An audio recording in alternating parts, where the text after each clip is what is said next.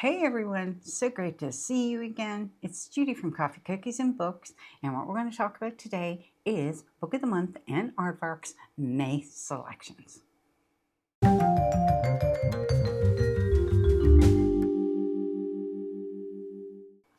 Okay, so just a little housekeeping before we get started.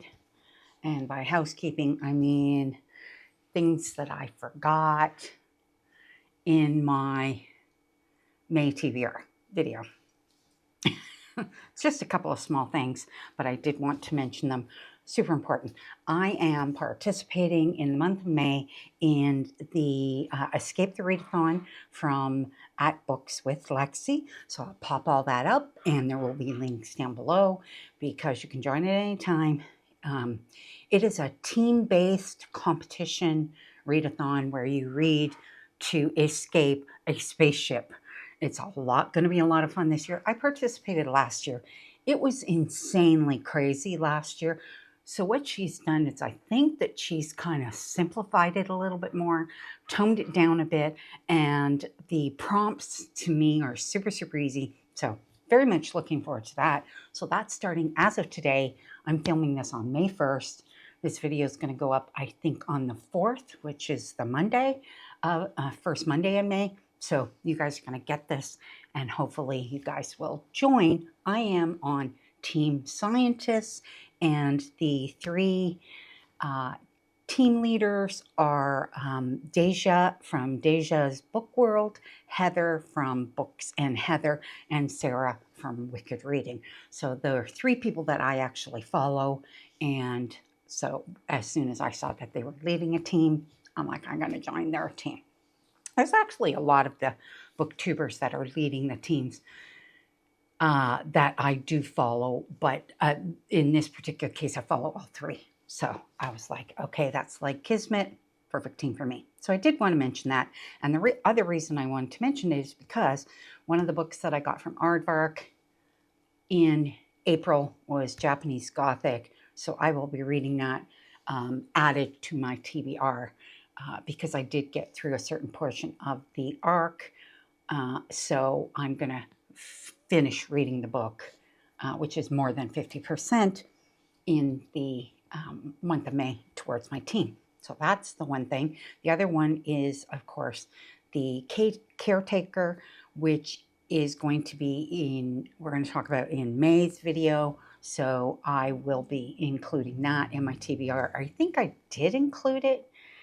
Because it is also a buddy read for me, but because I'm getting it in the Aardvark group, which we're going to talk about very shortly, I did want to mention it because it's going to be part of my readathon May TBR. That's it. As I said, everything about it's going to be linked below. The other thing is, I am not sponsored by Book of the Month or Aardvark, okay, but I do have them linked below. Now with Book of the Month, the link is basically like a referral link. When you click on the Book of the Month link, it will take you to Book of the Month on my link, and all I get is I get a credit for that. So that would be much appreciated if you want to join Book of the Month, because these selections are fantastic for both and could be great for the readathon as well.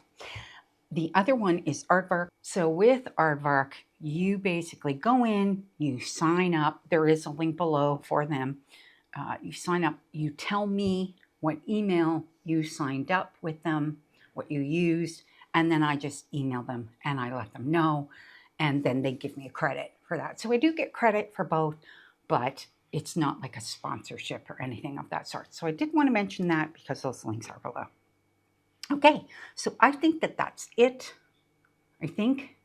Hopefully I won't forget anything. I like to try to pile all that stuff on at the beginning of the video, get it out of the way, and then we can get on with everything else that we need to talk about. So what we're going to do is we usually do Aardvark first because it has a smaller group of books, and then we will move on to Book of the Month. So without any more delay, let's talk about Aardvark's May selections. I had to think about that for a minute.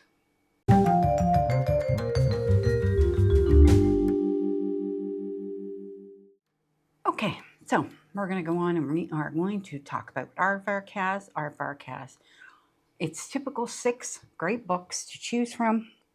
And the very first one we're going to talk about is The Caretaker by Marcus Kliewer, which of course I have included in my box.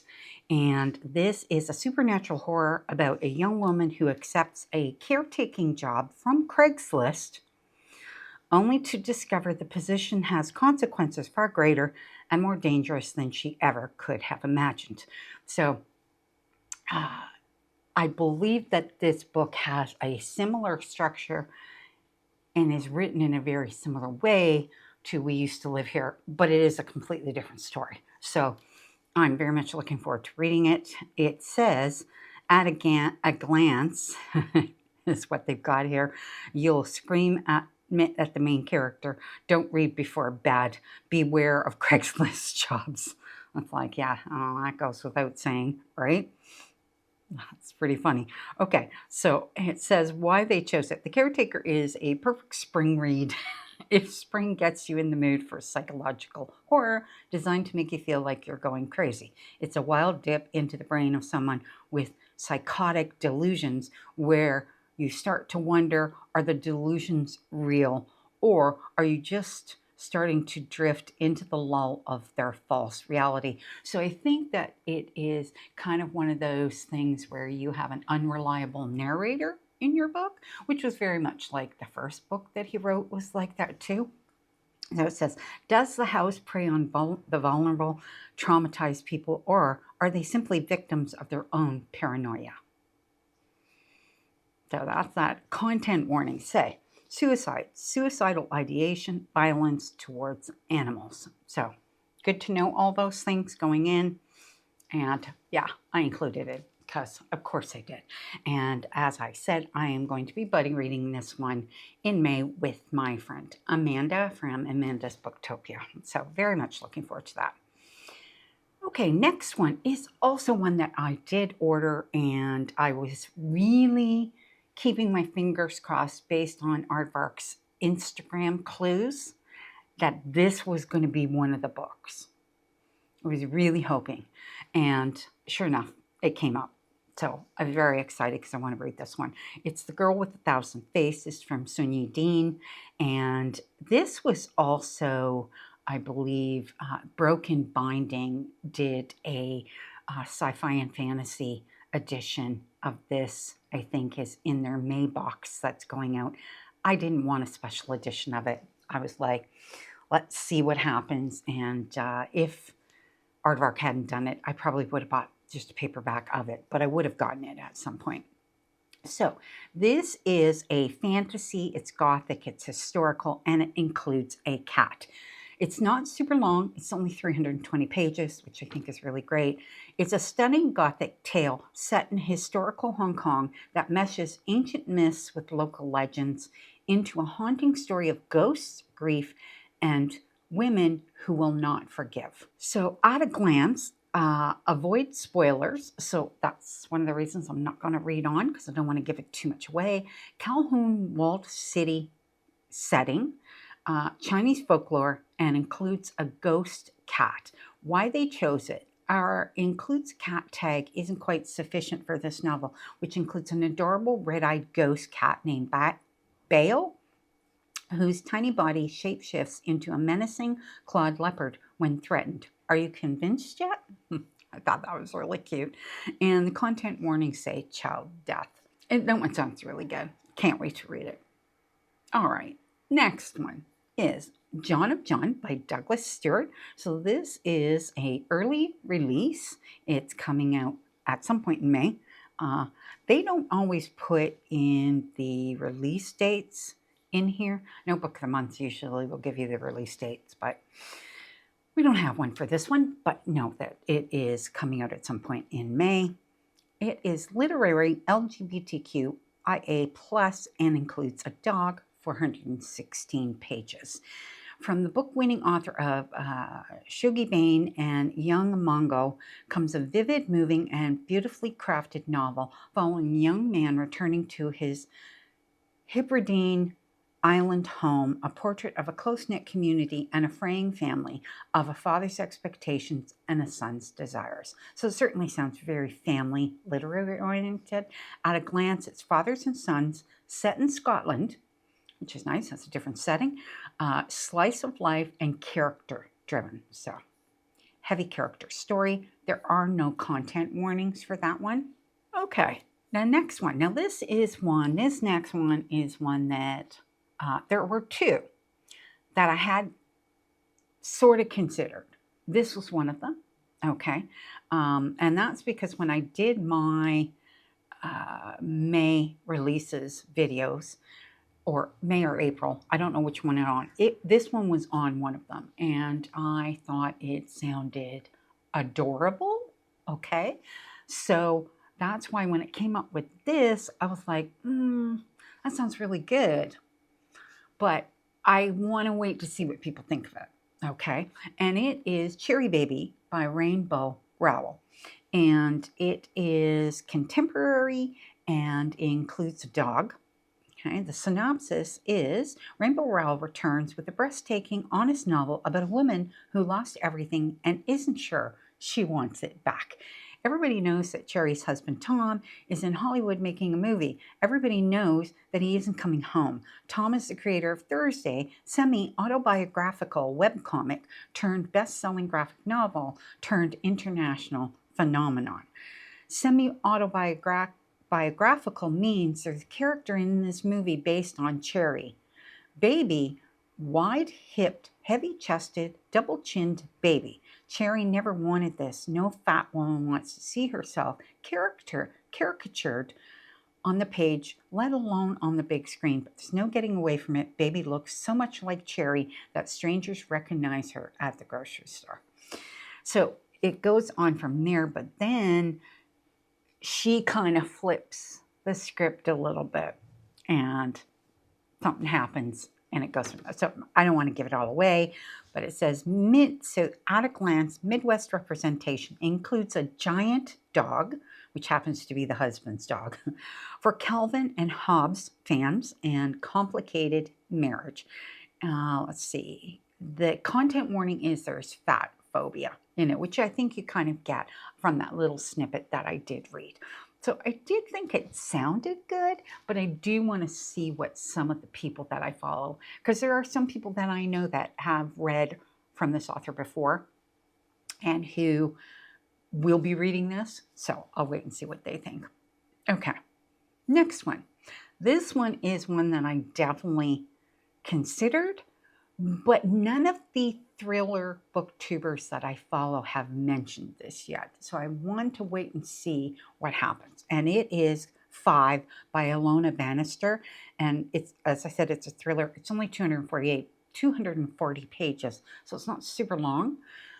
And I did consider grabbing this one. So at some point, maybe I would pick this one up. It says 5 lives, 5 stories, 4 will live, 1 will die. Who will it be? In this slow burn masterpiece of psychological fiction, the choice is all yours. Have you ever tried to pass the time by imagining the lives of the strangers standing next to you? Ilona Bannister's 5 introduces readers to 5 seemingly random people waiting for a train. But these are not just any 5 people. From the beginning, we know that one of them will be going to die soon. That's all I'm going to read. I don't read any more than that. Okay. It's a thriller. Sometimes they give too much away, you know? Okay, at a glance, read in one sitting, which you could do because it's only 240 pages. What would you do? High concept thriller set in London train station. So I also loved the idea of the setting. And content warnings say animal and dog death and gambling addiction. There's that. Okay, and the last one that Aardvark has on offer is How to Fake It in Society by K.J. Charles.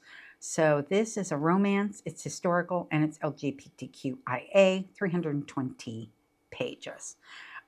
So one thing I forgot to mention with 5, it is an early release as well. I just forgot to mention that, sorry. Okay, so for How to Fake It in Society, It's like how to make it in society. This just like comes out more natural, right? How to fake it in society. Okay, Bridgerton meets the Goldfinch in How to Fake It in Society, a stunning queer romance by rising genre star KJ Charles. It's 1821, and Nicholas Mark, Comte de Valo de la Motte, is making a splash in London society. The son of Jean whatever, and famous for stealing a priceless diamond necklace meant for Marie Antoinette.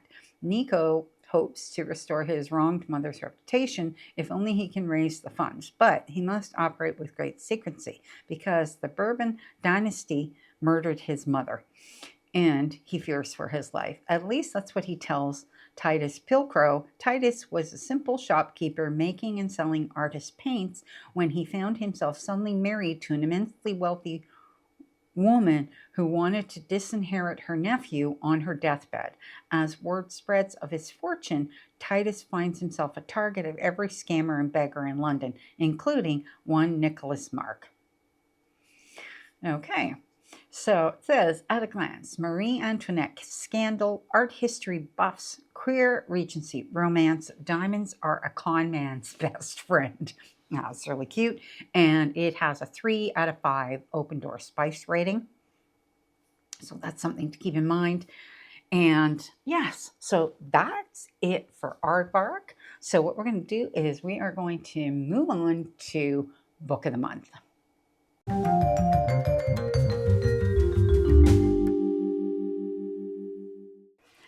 Okay, so we're going to start with Book of the Month's regular selections. Then we will move on to their add-on selections. So they have, what is that, 1, 2, 3, 4, 5, 6. However, if you are in the US, you have one additional regular selection. So I'm just going to tell you the title of that now. It's Our Perfect Storm by Carly Fortune. And that is it's scheduled for May 5th release. So that is in US boxes. Here in Canada, we don't have that as an offering. So this is the second time, actually, in the last few months that that's happened. Which, you know, it kind of sucks because the first time it happened, there were actually 2 books we were missing. And one of them was one I did want. In this particular case, I don't read Carly Fortune. So I am not missing out on this one. But it does kind of suck for people who do like her books, because quite a few people do. Anyway, enough of that. Let's move on. So we're going to talk about Book of the Month's main selections, and we're going to start with Seek the Traitor's Son by Veronica Roth. This is a dystopian fantasy, and it is a limited edition. So it's got, looks like ombre type sprayed edges on it, which are very nice. I did not pick up this one. It is YA.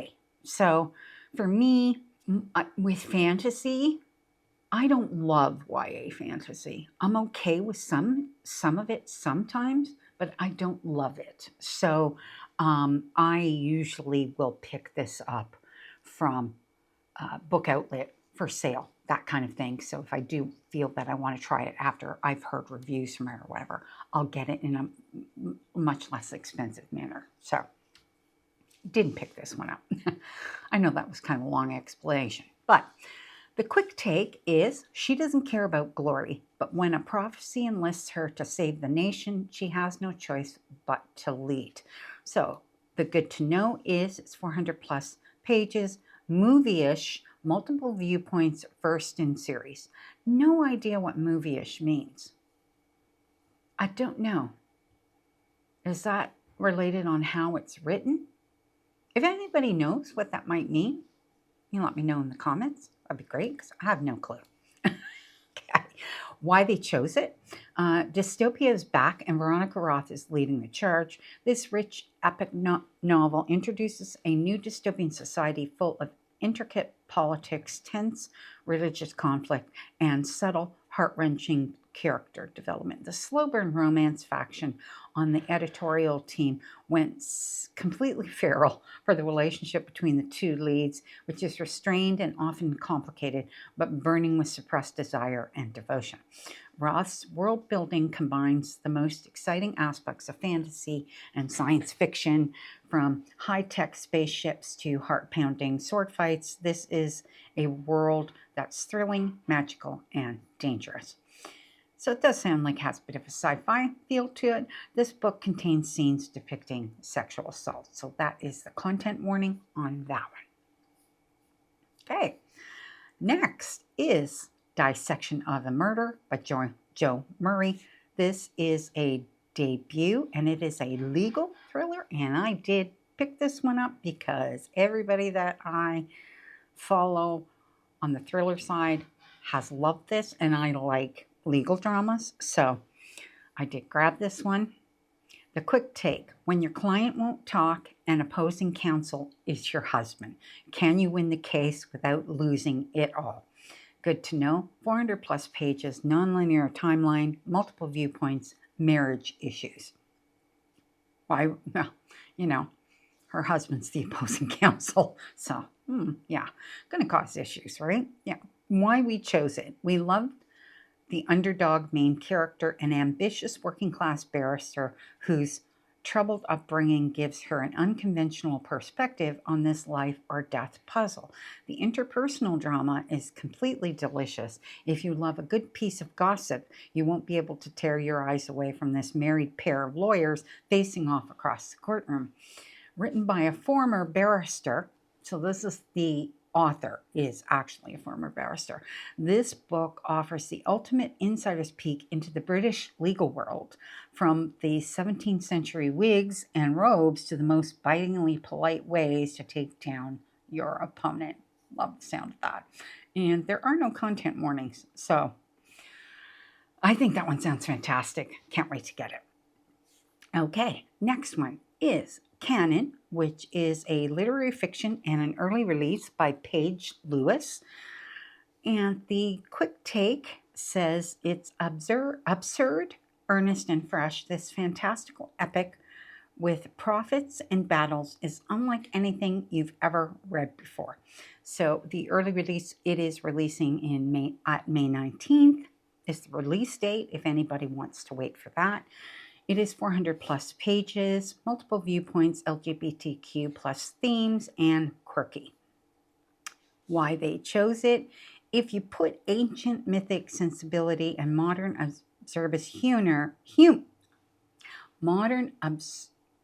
absurdist, I can't say that word. Oh my gosh. Why they chose it: if you put ancient mythic sensibility and modern absurdist, I can't say that word.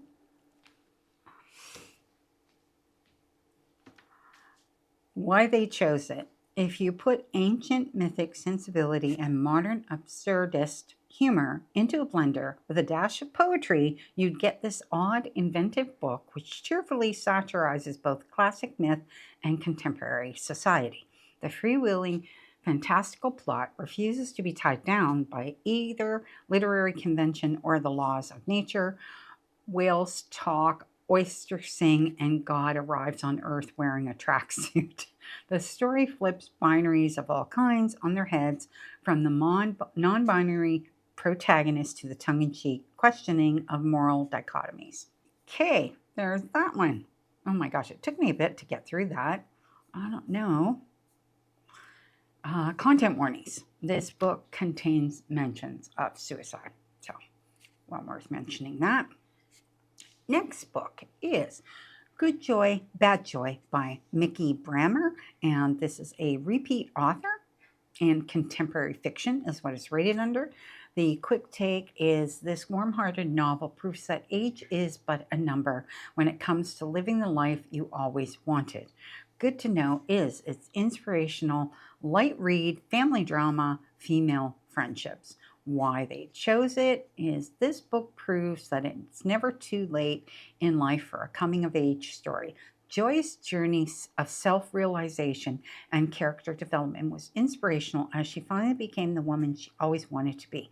Mikki Brammer once again takes a professionally forthright look at the topic of death and how approaching the end can allow you to see your life in a new light.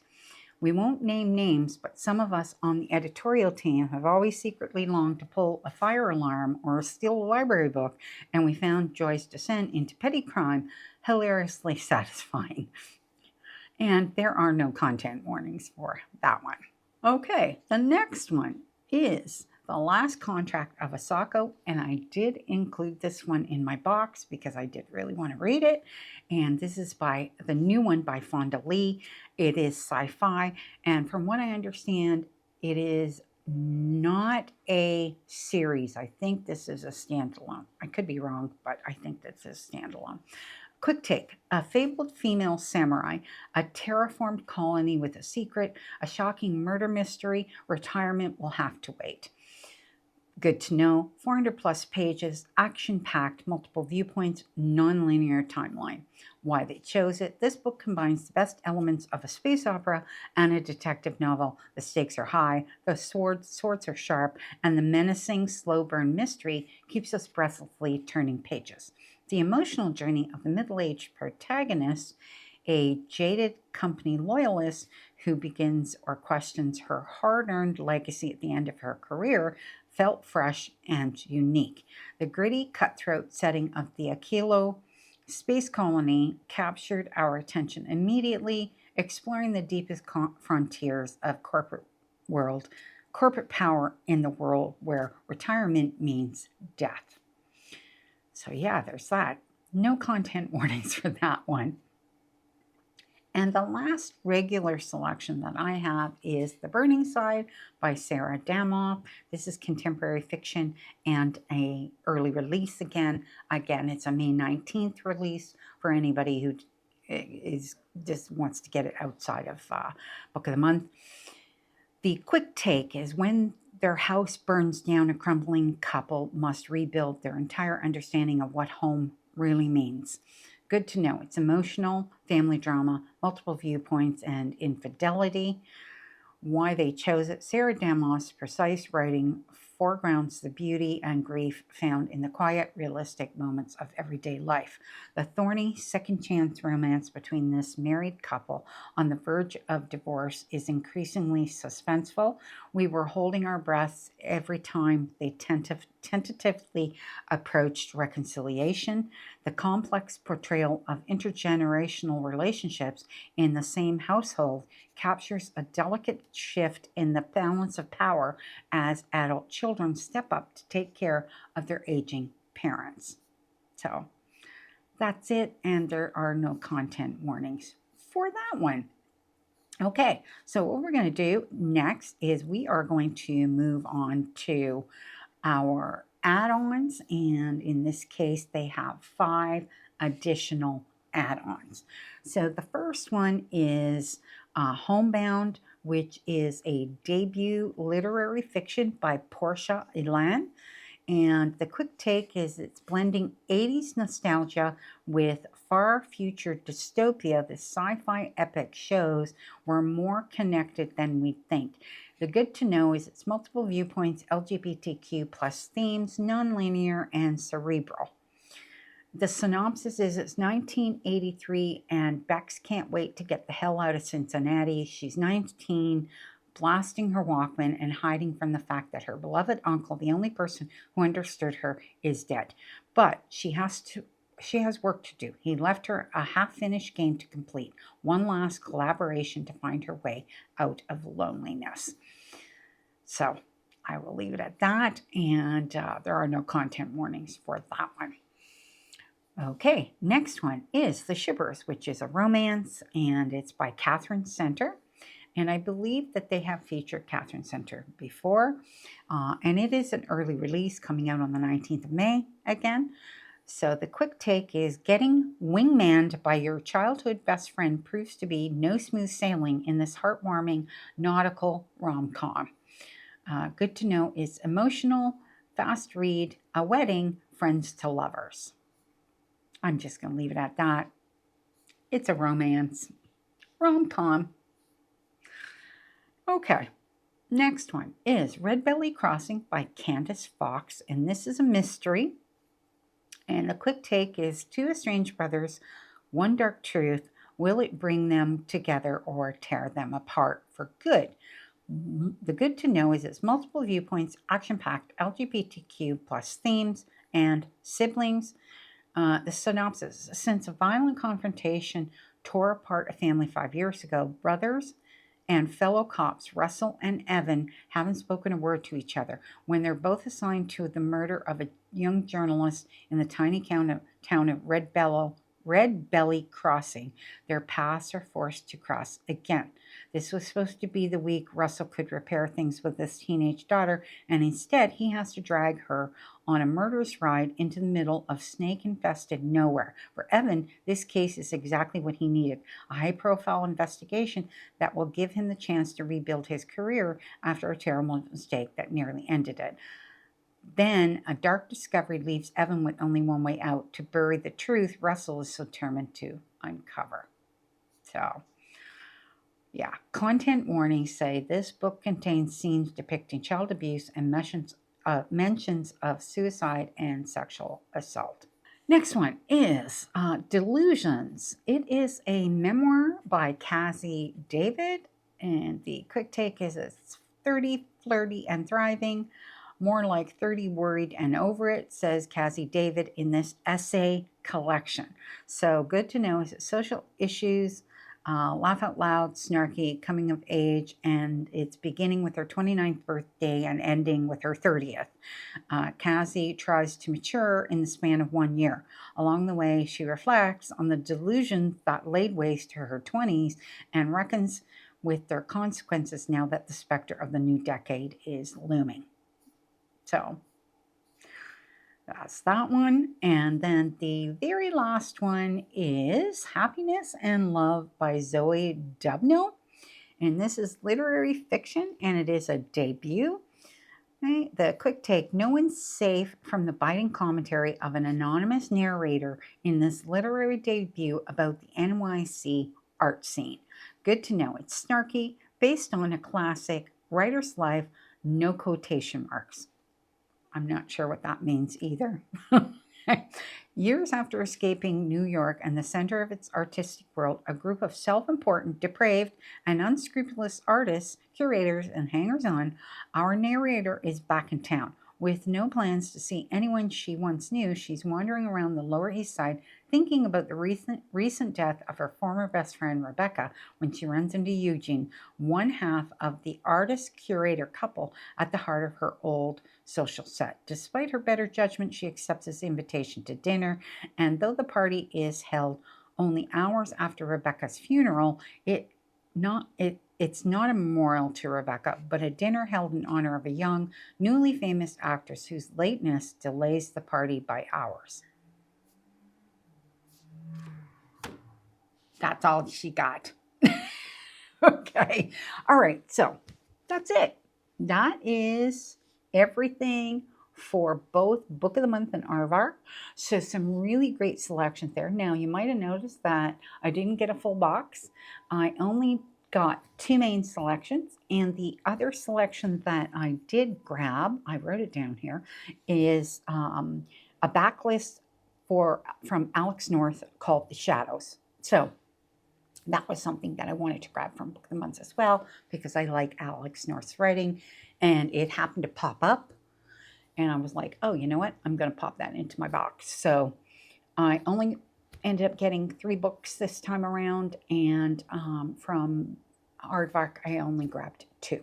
So a little lower purchase months, no full boxes for me, but I didn't skip either of them either. So I would say that that was a good amount of books. It's fine. I don't need full boxes as long as I get the books that I want to read, right? So let me know what you think, if there's any of these that you've picked, and if you've read any of them, I'd love to hear. I know some of them, people have had arcs for some of these books, which I think is fantastic as well. And yeah, so I guess that's it for now.